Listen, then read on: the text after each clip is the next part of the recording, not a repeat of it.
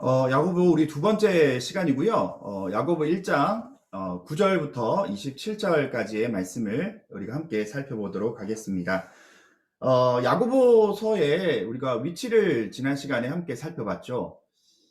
야고보 사도는 우리가 흔히 얘기하는 일반 서신의 히브리서 다음에 두 번째로 나오는 성경인데, 우리가 지난 시간에 말씀을 드렸던 것처럼 히브리서 자체도 바울이 저술했다라는 그런 어떤 요즘의 흐름에 우리가 어떻게 보면 이 야고보서가 이 일반 서신, 공동 서신의 이 첫 번째에 해당되는 이 성경책일 수 있다라고 생각하시면 됩니다. 야고보는 예수님의 친동생이죠. 물론 예수님이 성령으로 잉태되셨고 그 육신의 가정 가운데 어머니 마리아와 또 아버지 요셉에게 태어난 예수님 다음으로 두 번째 동생인 이 야고보 사도가 그전에는 사실 자신의 형제인, 자신의 육신의 형제인 예수님의 능력은 알았지만 그분을 메시아로 영접하진 않았죠. 자신의 가족, 그리고 어릴 때부터 늘 같이 있었던 자신의 이 형 예수가 메시아라는 것을 인정하지 않았던 본문은 사복음서에 너무나 많이 나와 있어요. 도리어 예수님을 핍박하거나 자신의 동생들을 데리고 예수님을 잡으러 가는 뭐 그런 장면들도 사복음서의 곳곳에 기록되어 있을 정도로 야고보는 예수님의 십자가 전까지는 전혀 믿지 않았어요. 그리고 십자가 이후에 성령의 충만함을 마가의 다락방에서 또 그리고 부활하신 주님이 직접 야고보에게 찾아오셔서 이 땅 가운데 십자가와 부활의 증인이 될 것을 야고보가 그때부터 믿고 초대 교회의 예루살렘 교회의 수장의 역할을 감당하였다라는 것을 우리가 생각하면서 한번 말씀을 나눠보도록 하겠습니다.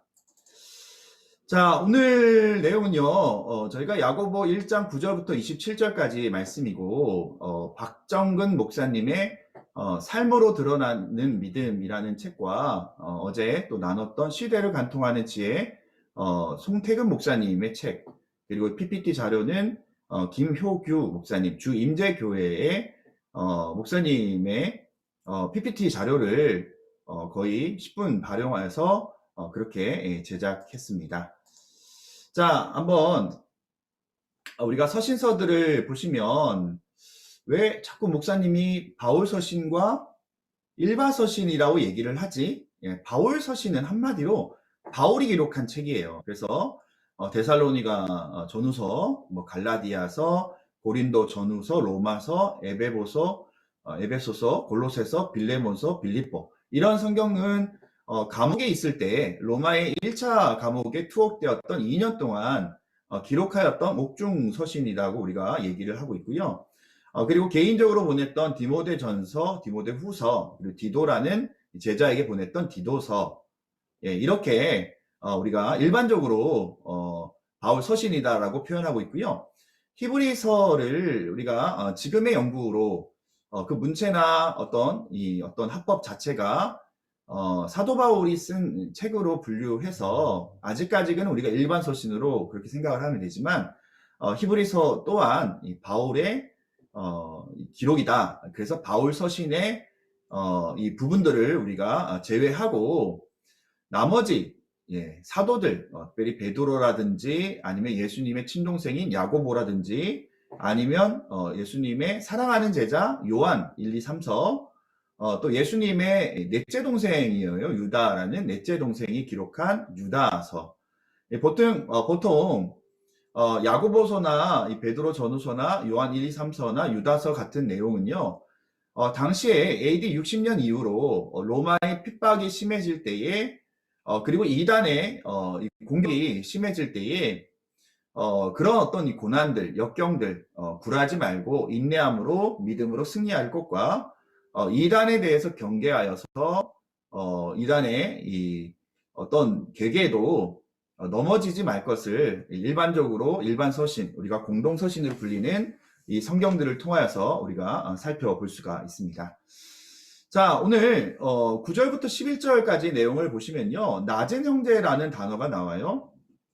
한번 읽어볼게요. 1장 9절부터 11절 말씀입니다. 자, 1장 야고보서 1장 9절에서 11절. 낮은 형제는 자기의 높음을 자랑하고 부한 자는 자기의 낮아짐을 자랑할지니, 자, 이는 그가 풀의 꽃과 같이 지나감이라. 해가 돋고 뜨거운 바람이 불어 풀을 말리면 꽃이 떨어져 그 모양의 아름다움이 없어지나니, 부한 자도 그 행하는 일에 이와 같이 세잔하리라 라고 얘기하고 있어요.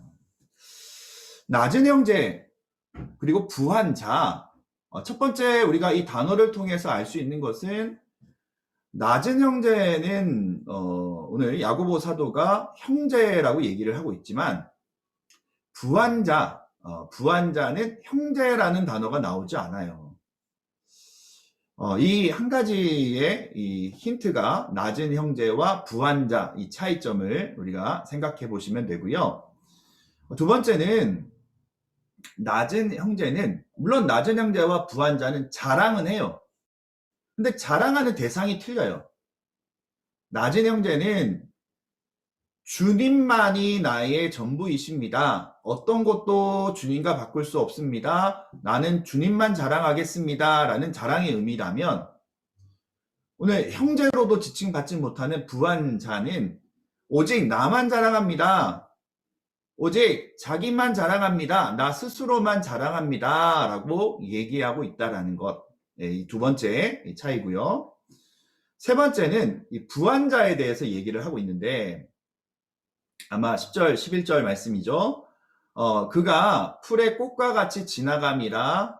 해가 돋고 뜨거움이 바람이 불어 풀을 말리면 꽃이 떨어져 그 모양의 아름다움이 없어지나니, 부한 자도 그 행하는 일에 이와 같이 세잔하리라. 자, 자기를 높이고 오직 자신만 아는 그 자기애를 가지고 있는 이 부한 자의 결론은 이와 같이 없어지고 세잔하게 될 것이다 라는 내용이 오늘 야고보서 1장 9절에 11절에서 나와 있는 낮은 형제와 부한 자의 차이다 라고 여러분들 이 말씀을 보시면 됩니다. 자, 한번 우리가 쉬운 성경으로 이 본문의 말씀을 한번 살펴보도록 하겠습니다. 자, 9절 보시면 쉬운 성경으로, 만일 가난하거든 하나님께서 자기를 영적인 부자로 만드신 것을 자랑스럽게 여기십시오. 예, 영적인 부자가 뭐죠? 하나님만이 나의 전부입니다 라는 고백 자체가 영적인 부자라는 거예요.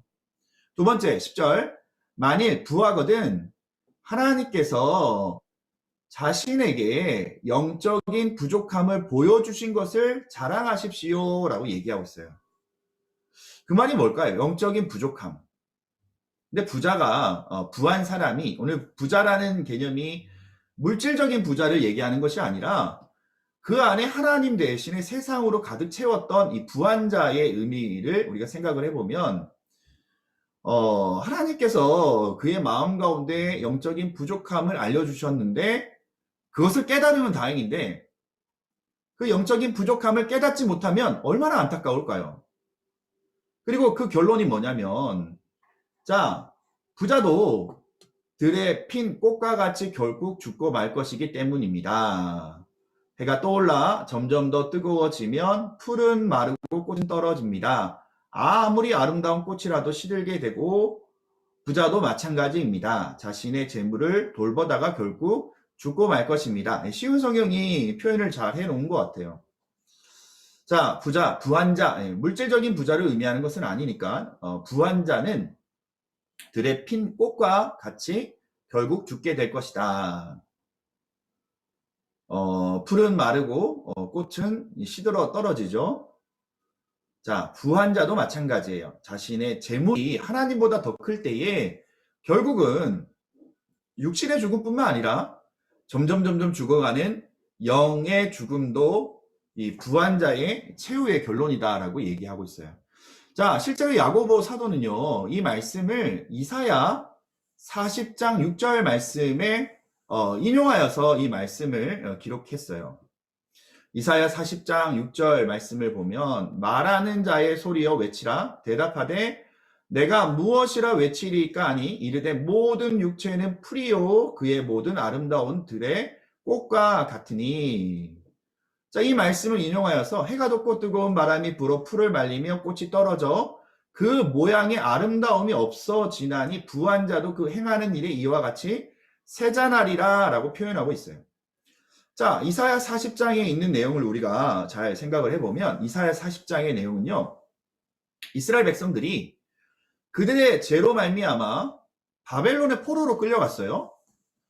그런데 감사한 것은 이사야 40장 1절부터 8절까지의 말씀을 이렇게 보면 70년이라는 시간이 지난 다음에 그 영원할 것 같았던 세상의 중심이었던 이 바벨론이, 이 부한 자의 상징인 이 바벨론이 종말하는데 그 종말의 어떤 비유적인 표현이 풀과 들의 꽃에 관한 비유로 이 말씀을 설명하고 있어요.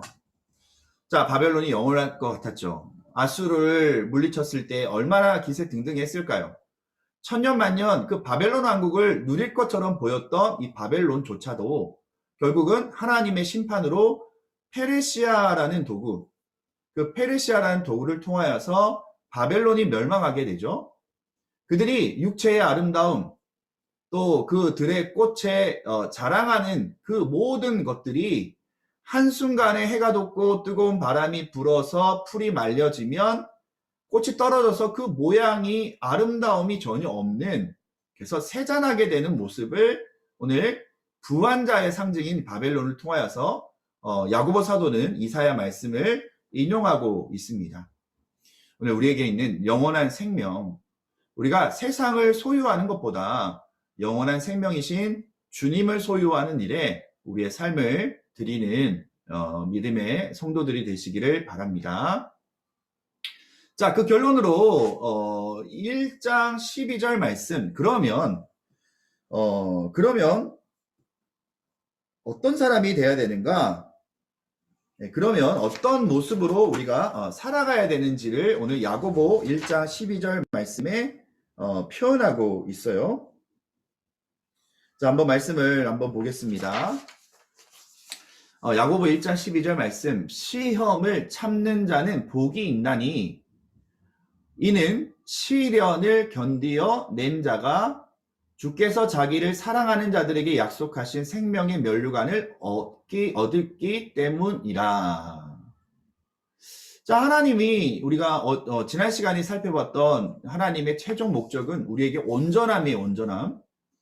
하나님께서 그 백성들을 향해 갖고 계신 목적은 온전하고 구비하며 부족함이 없게 하는 것인데, 그 온전함의 가장 핵심적인 가치가 어떤 상황 속에서도, 이 상황이라는 것은 아마 시험과 시련이겠죠. 어떤 시험과 시련 가운데서도 인내함으로 오직 예수님이 나의 구주가 되시고 내 주인이 되신다는 고백으로 살아가는 사람의 최종 목적이 바로 온전함이고 성결함이다라고 생각하시면 돼요. 이러한 사람이 어떤 사람이라고요? 바로 1장 9절에 나와 있는 낮은 형제, 낮은 형제에 관한 이야기로 우리가 생각해 볼 수가 있습니다. 낮은 형제에는 시험을 참는 자는 복이 있나니 뭐가 약속됐다고요? 생명의 면류관을 얻는 그런 하나님의 최종 목적인 온전함으로 나가고 그 귀한 상급인 생명의 면류관으로 나아가는 바로 하나님 앞에 낮은 형제가 되어야 된다라는 것을 오늘 우리에게 얘기하고 있습니다. 온전함의 핵심은 오직 주님이 나의 전부이십니다. 네, 이 고백이 우리의 고백이 되어야 합니다. 자, 12절의 핵심이 하나님을 사랑하는 자를 하나님이 사랑을 부어주시는 거죠. 자, 그런데 사람들이 오해를 하는 내용이 있어요. 사람들이 하나님에 대해서 오해하면서 하나님 앞에 거짓으로 나가는 그 이유가 뭐냐면 아담과 하와 때부터 그런 일들이 일어났었어요. 자, 아담과 하와의 우리가 때를 한번 생각을 해보면 아담이 하나님께서 먹지 말라고 얘기하는 그 선악과 바로 선악을 알게 하는 나무의 실과를 먹게 되었죠. 그때 하나님이 아브라함을 찾으실 때 아브라함아 네가 어디 있느냐라고 그렇게 바람과 같이 하나님 앞에 임재하셨을 때에 아담이 제일 먼저 했던 행동이 뭘까요? 숨었어요. 하나님의 임재 가운데 숨었던 죄인의 모습으로 나가죠.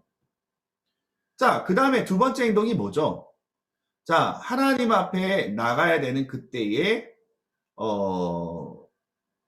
무화과 나무 잎으로 자신의 부족한 부분을 가리게 되죠. 자, 세 번째 행동이 뭐냐면 하나님께서 왜 실과를 먹었느냐라고 얘기를 했을 때에 그때 세 번째 행동은 사람 핑계를 댔어요. 하나님이 주신 여인 하와가 나를 통하여서 먹게 했습니다라고 핑계를 대죠. 그 말은 뭐냐면 하나님, 이 하와를 만든 사람이 누굽니까? 하나님 아닙니까? 하나님 때문입니다라는 핑계를 댔던 이 죄의 어떤 모습들이 파노라마처럼 그렇게 아담과 하와의 모습 가운데 펼쳐지게 되죠. 자, 13절 말씀, 14절 말씀도 마찬가지예요. 오늘 13절 말씀 보면 사람이 시험을 받을 때에 내가 하나님께 시험을 받는다 하지 말지니 하나님은 악에게 시험을 받지도 아니하시고 친히 아무도 시험하지 아니하시느니라. 오직 각 사람이 시험을 받는 것은 자기 욕심에 끌려 미혹됨이니. 자, 시험이라는 단어인데 아예 헬라어가 틀려요. 오늘 야고보 1장 13절 14절 말씀에는 페이라조라는 단어로 시험이라는 단어가 표현되어 있다면, 자, 우리가 조금 전에 읽었던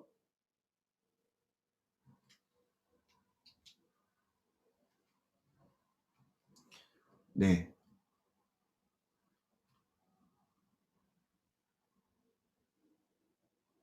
네. 오늘 이 시험은 이 시험의 의미는 우리가 야고보서 1장 15절에서 더 자세히 볼 수가 있어요.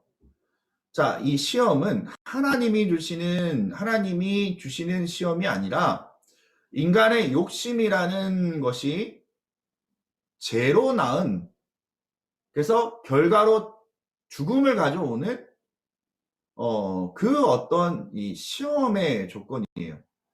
하나님은 시험하시는 분이 아니에요. 우리가 하나님을 오해하면 안 돼요. 하나님은 우리를 죄에게 던져두시는 분이 아니셔요.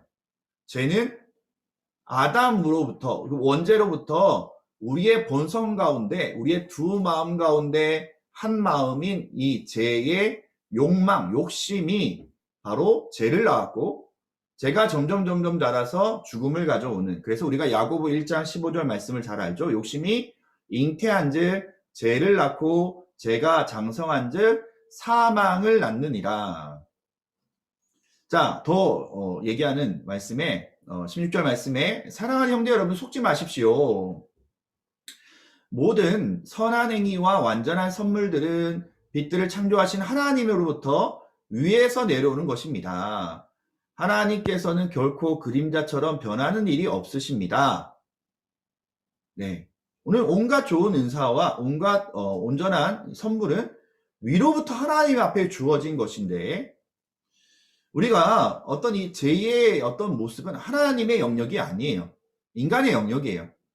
우리가 시련이다라는 의미를 사용할 때에 우리가 하나님께로 나아가려고 하는 어떤 가정 가운데 우리를 넘어뜨리고 우리에게 걸리적거리는, 우리를 어떻게든 굴복시키려고 하는 어떤 환경적인 어떤 어려움들, 핍박들, 가정적인 문제들, 질병들, 이런 것들이 우리에게 시험이다면 오늘 13절 말씀에 나와 있는 이 시험은 인간의 욕망으로 말미암아, 그 욕심으로 말미암아 우리가 쉽게 넘어지는, 바로 욕심은 죄를 낳고 죄는 점점 자라 죽음을 가져오는 바로 욕심이라는, 우리가 스스로 걸려 넘어지는 이 죄의 영역이 바로 오늘 시험의 또 다른 영역이다라는 것을 볼 수가 있어요.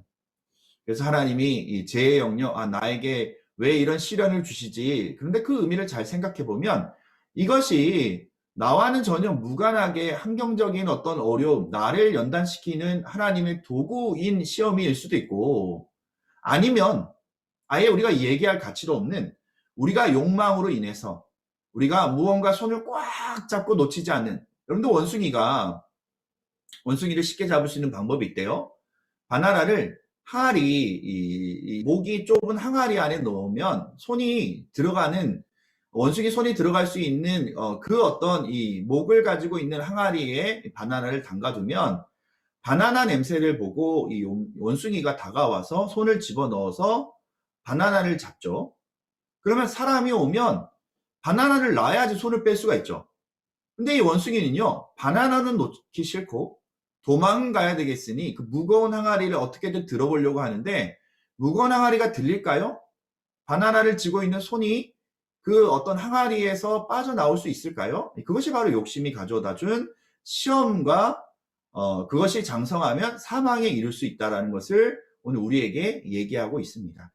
오늘 우리는 시험을 분별해야 돼요. 이것은 나로부터 오는 시험인지, 나의 죄, 내 욕망, 내 욕심, 내 어떤 이 부분들, 내가 스스로 걸려 넘어지는 그 부분들이 시험으로 다가온다면 그것은 하나님 앞에 도리어 회개하며 우리 앞에 하나님 앞에 죄의 용서를 구해야 되는 모습이다라는 것을 오늘 우리의 마음 가운데 기억하면서, 오늘 온갖 좋은 은사와 온갖 좋은 선물이 다 위로부터 내려오는, 그래서 변함이 없으시는, 그래서 회전함과 변함이 없으시는 그림자가 아니신 하나님의 신실하신 선한 행위와 선물을 경험할 수 있는 저희의 삶이 되기를 합니다. 자, 낮은 형제, 부한자, 이 또 차이를 우리가 보면, 낮은 형제는요, 말씀을 듣고 행하는 사람이 낮은 형제이고요. 부한자는 말씀을 듣지만 행함이 없는 사람이에요. 우리가 야고보서를 우리가 오해하는 것 중에 하나 뭐냐면, 야고보 사도가 행함만 강조한다라고 생각하는데 그건 아니에요. 왜 행함을 강조할 수밖에 없냐면, 한마디로 믿음이라는 것은 동전의 양면과 같아요. 우리가 말씀을 듣고 믿음이 또 하나님 말씀을 들으면요, 우리가 복음서나 아니면 신약 성경을 읽다 보면요, 예수님의 말씀을 듣고 실천하는 것을 계속해서 요구하고 계셔요. 그 이유는 뭐냐면 18절 말씀에 보면, 하나님께서는 진리의 말씀을 통하여 우리에게 생명을 주셨습니다. 그리고 창조하신 것 중에서 우리로 첫 열매가 되게 하셨습니다 라고 얘기하고 있어요. 생명을 주셨다. 우리가 받은 생명을 증명하는 방법은 뭐냐면 우리의 삶으로 보여주는 거예요. 우리의 행동으로 보여줘야 되는 거예요. 제가 요즘에 이 어떤 삶으로 실천하는 이 말씀을 복음을 또 증거할 때에 많은들이 궁금해 하시더라고요. 왜 복음의 실천적인 분만 강조합니까? 라고 물어보는데요. 그것은 저의 개인적인 의견이 아니라 오늘 나에게 생명을 주신 그 주님이 우리에게 열매를 요구하시는데, 우리가 입으로 영혼들을 사랑한다, 입으로 그들에게 복음을 전한다라고 하는 것이 아니라 나의 삶을 통하여서 겸손함과 온유함과 선한 하나님의 손에 의지하여서 우리의 손을 들어서 그들을 구제하고 그 영혼들을 위해 눈물을 흘리며 기도하는, 하나님 앞에 열매를 증명하는 삶을 오늘 하나님께서 우리에게 요구하고 계시다라는 것을 말씀을 통하여서 우리가 기억하길 바랍니다. 자, 그러면 보다 구체적으로 그러면 성숙을 이루기 위해서 어떻게 해야 되는가? 야고보 사도는 세 가지로 오늘 명령하고 있어요. 첫 번째, 말씀을 들어야 돼요. 두 번째, 말씀을 들은 사람은 자신의 이야기, 말씀을 듣는다라는 것은 하나님의 음성을 듣는 것이잖아요. 그러면 하나님의 음성을 듣기 위해서 두 번째로 뭐냐면 자기의 행동을 조절해야 돼요. 여러분들, 말하기만 하는 사람은 다른 사람 얘기 들을까요? 안 들려요. 자기 말만 하기 때문에 안 들리기 때문에 말하는 것을 더디하라. 그리고 분노는요, 하나님의 말씀을 차단하는 것이 도구가 성내는 분노라는 것이에요. 그래서 성숙을 이루기 위한 두 번째 제어는 우리가 말씀을 들어야 되고, 그 다음에 말씀을 듣기 위하여서는 우리가 말하는 것을 천천히 하고 또 성내는 것도 천천히 하고, 그리고 세 번째 제일 중요하게 말씀을 들었으면 그 말씀을 우리의 삶으로 실천하는 것, 행동하는 것이 바로 성숙을 이루는 세 가지 명령이다라고 얘기하고 있어요. 자, 야고보서 1장 19절에 우리 상반절의 쉬운 성경으로 보면 사랑하는 형제 여러분, 다른 사람의 말은 빨리 듣고, 물론 다른 사람의 말이지만 쉬운 성경은 그렇게 표현했지만 하나님의 말씀은 빨리 듣고 자신의 말은 천천히 하십시오. 그리고 두 번째, 쉽게 화를 내지 말기 바랍니다. 그리고 20절 왜 그러냐면 화를 내면 하나님께서 원하시는 의로운 삶을 살 수 없습니다. 화를 내면요 하나님 말씀이 들리지 않아요. 하나님이 말씀이 들어오다가 하나님을 내쫓는 사람이 바로 분노하는 사람이 돼요. 그래서 분노하기를 더디하라 라고 얘기하고 있어요. 자, 21절 그리고 그러므로 모든 더러운 것과 넘치는 악은 버려야 돼요. 그리고 너희 영혼을 능히 구원할 바 마음에 심어진 말씀을 온유함으로 받으라 라고 얘기하고 있어요. 자, 쉬운 성경에 그러므로 여러분의 삶 가운데 악한 것과 잘못된 일은 모두 없애버리십시오. 여러분의 마음에 심겨진 하나님의 가르침, 온유함으로 받아야 되죠. 하나님의 가르침을 겸손하게 받으시기 바랍니다. 이는 여러분의 영혼을 구원하는 가르침입니다. 마음에 심겨진 말씀이 우리의 삶의 원동력이 되어야 돼요.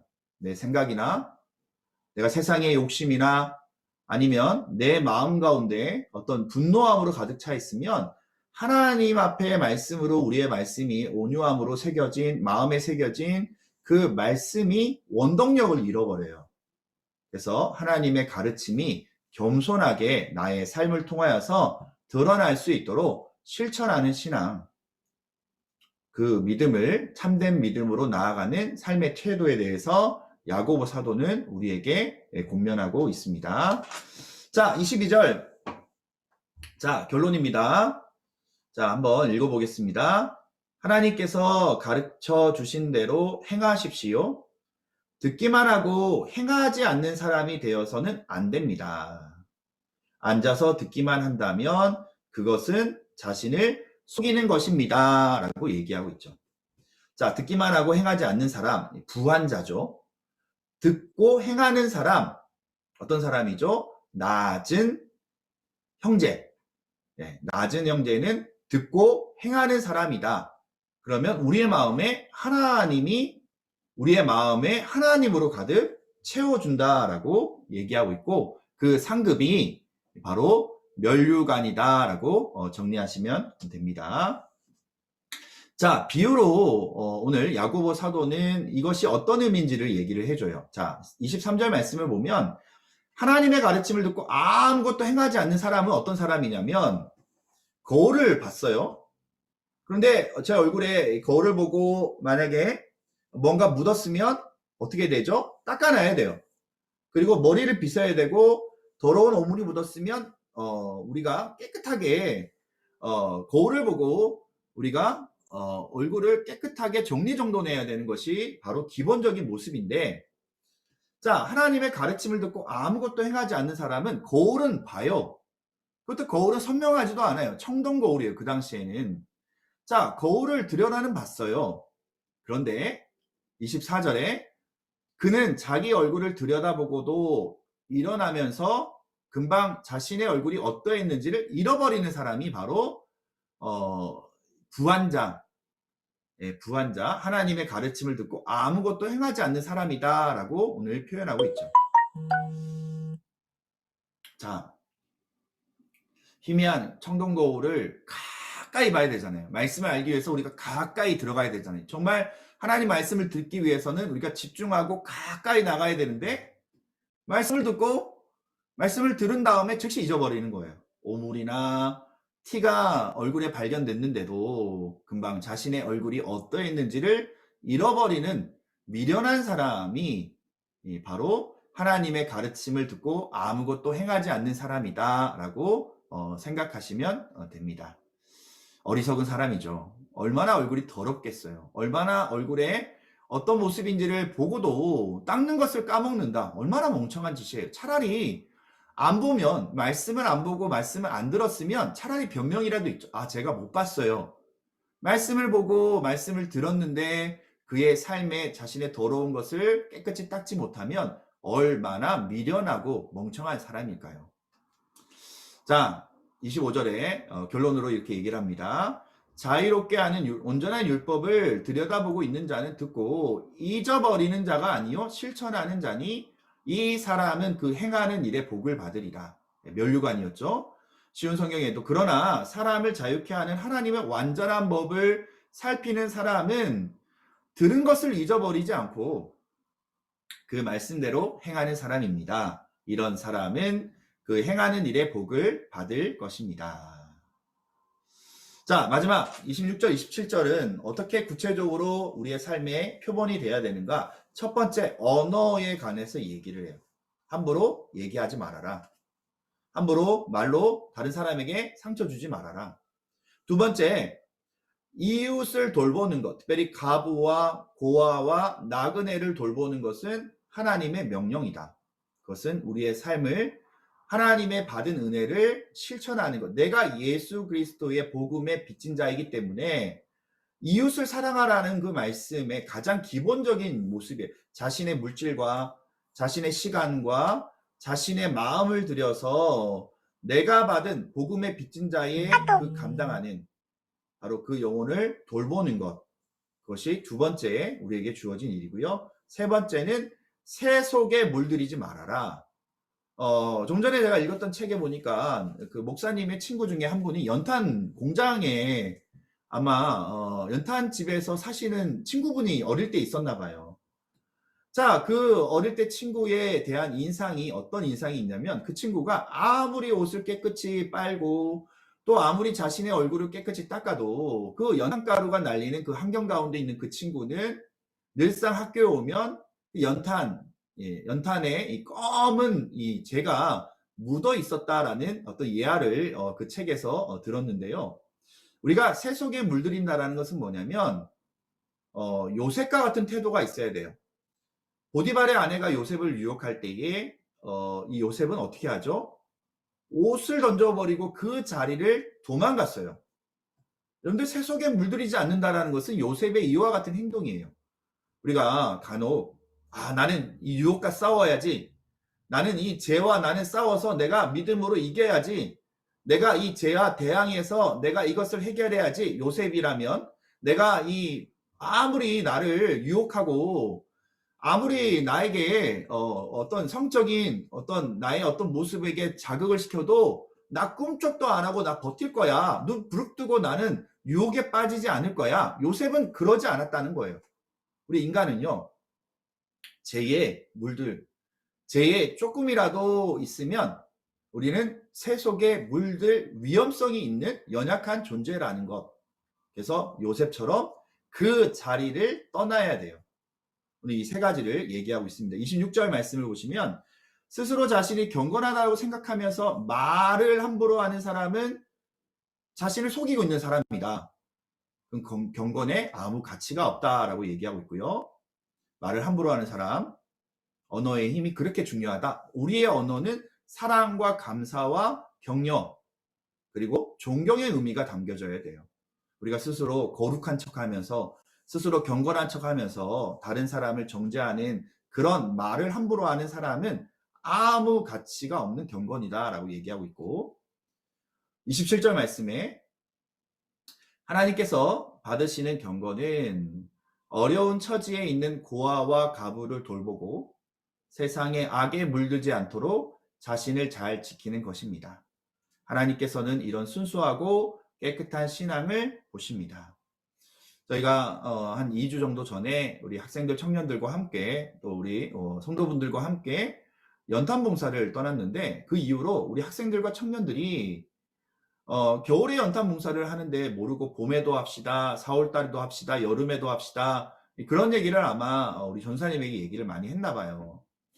그 아이들에게 제가 기대했던 것은 뭐냐면 그 아이들이 자신의 시간과 자신의 그 땀방울을 통하여서 다른 영혼들을 섬기는 일이 얼마나 그들에게 스스로 축복인지를 저는 마음속에 이번 기회를 통하여서 아이들에게 심겨주고 싶은 마음이 있었는데, 그 아이들이 다른 사람들, 어려운 처지에 있는 사람들을 돕는 일이 도리어 자신들에게 주어진 축복입니다라는 그 고백은 우리의 고백이 됩니다. 우리가 물질이 많아서, 시간이 많아서, 또 혹은 우리가 어려운 사람들이 불쌍해서 그들을 돕는다? 그거 거짓말입니다.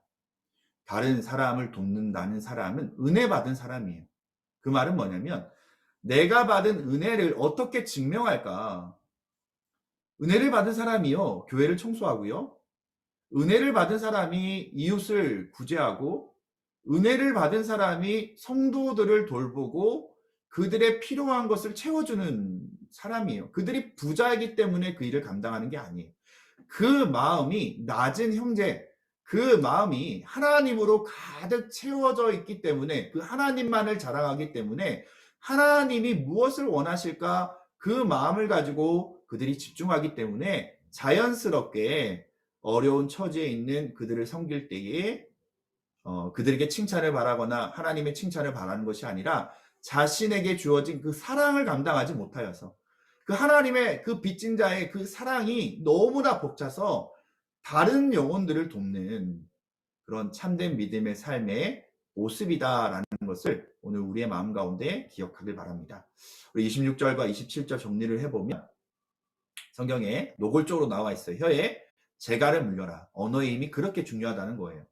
고아와 가부와 나그네를 돌보며 개인의 경건을 위해 하나님의 말씀으로 매일매일 씻어내야 돼요. 얼룩을. 연탄재가 묻었으면 매일매일 씻어내야 돼요. 여러분들, 매일매일 씻어내지 않으면요, 우리는 그 죄로 말미암아 우리는 새까만 연탄재를 뒤집어 쓰고 있는 모습이죠. 그래서 하나님 말씀을 매일매일 기도로서, 큐티로서, 새벽 예배로서, 또 주님의 말씀을 대하고 찬양과 또 하나님의 은혜를 나누는 매일매일 말씀으로 나의 얼룩진 이 죄를 씻어내는 것이 하나님의 장성한 분량에 이르게 하는 비결이다라는 것을 오늘 이 말씀을 통하여서 기억하길 바랍니다. 참된 믿음의 삶, 하나님이 원하시는 삶입니다. 믿음으로 반응하는 우리 성도들이 되시기를 주님의 이름으로 축복합니다. 자, 오늘 이 두 번째 바로 어떤 사람이 낮은 형제일까? 오늘 낮은 형제로서 하나님을 사랑하고 우리 안에 주님만이 가득 채워져 있어서 그 주님이 가득 채워져 있는 그 사랑을 실천하고자 오늘도 가난한 사람들, 또 오늘도 도움이 필요한 사람들, 영혼 구원을 위하여서, 또 교회의 필요를 위하여서 날마다 믿음으로 반응하고 믿음으로 헌신할 수 있는 귀한 은혜가 저희들 가운데 있기를 주님의 이름으로 축복합니다. 네, 감사합니다. 네, 두 번째 시간 마치겠습니다.